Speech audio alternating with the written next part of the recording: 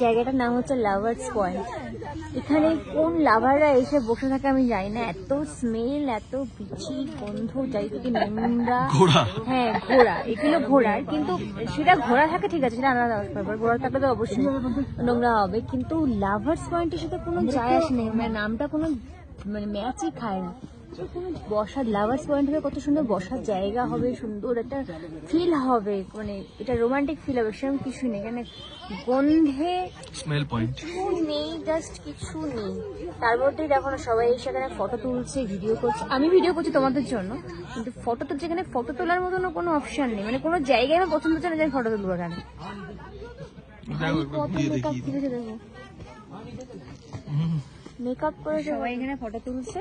এমনি ভিউটা ওখান থেকে এমনি ভালো লাগে দেখতে, আরো ফগগুলো না থাকলে ভালো লাগবে, কিন্তু লাভার্স পয়েন্ট আমি মেনে নিতে পারলাম না। সুইসাইড পয়েন্টটাও মেনে নিতে পেরেছি, বাট লাভার্স পয়েন্টটা এনিওয়েজ।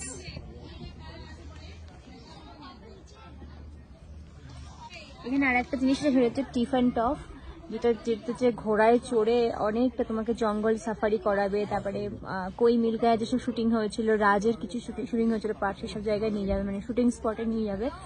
আর হচ্ছে কি রাজভবন দেখতে পাওয়া যায় টপ থেকে। আর একটা জিনিস খুব ভালো দেখতে পাওয়া যায়, সেটা হচ্ছে হিমালয়ের রেঞ্জটা, যেটা আর কি বরফের পাহাড়টা পুরোটা, সেটা এখন আজকে এই মুহূর্তে দেখা যাবে না, কারণ ওয়েদারটা খুব একটা ভালো নেই। সো এগুলো করা যায়, তার জন্য হাফ যদি রাস্তা অব্দি যাও সেটার জন্য 1400 টাকা, আর যদি পুরোটা যাও তাহলে 2800 টাকা, এরকম একটা ব্যাপার আছে। তো এই মুহূর্তে আমাদের কোনোটাই যাওয়ার ইচ্ছা নেই, কারণ আমার পাহাড়ে যাই হোক ওয়েদার ঠিকঠাক থাকলে মন ভালো লাগে না, তো ওয়েদারটা ঠিক নেই বলে কি করতে যাব, একটা ঘোড়াকে শুধু শুধু কষ্ট দিয়ে যাবো উপরে, যে জঙ্গল সাফারি করবো, আমার ভালো লাগে না সব। তো এই হচ্ছে ব্যাপার, তোমরা গেলে যদি তোমরা আসো, যদি যেতে ইচ্ছা হয় যেতেই পারো। তো চলো আমরা যাই উপরে গাড়ির দিকে। হ্যাঁ চলো।